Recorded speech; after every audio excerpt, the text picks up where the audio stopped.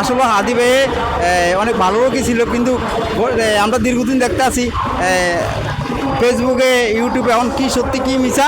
আসলে হাদি ভাইয়ে অনেক বকাবকি, অনেক গালিগালাজ করছে, এবং গালিগালাজ করছে কেন, কি কারণে করছে, আসলে মানুষের মাথার ব্রেন মজক খুললে বলতে পারবো কেন গালিগালাজ করছে।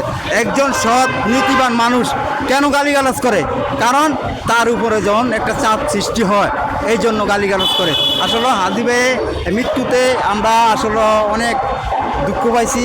এখনকার যুগে ইতিহাসের পাতা একটা নাম তার হয়েছে, কারণ পূর্বে যারা আছিল তাদেরও নাম হয়েছে। 1 নম্বরে ইন্ডিয়ার বিরোধী কথা বলতো, 2 নম্বরে শেখ হাসিনার বিরুদ্ধে কথা বলতো, 3 নম্বরে আমাদের বর্তমান প্রধানমন্ত্রী তারেক রহমানের বিরুদ্ধে কথা বলতো, এবং কি কারো করে ছাড় দিয়ে কথা বলতো না। কেন বলতো না? উনি এককভাবে সৎ নীতিবান আদর্শ মানুষের ভিতরে একটা কাজ করে।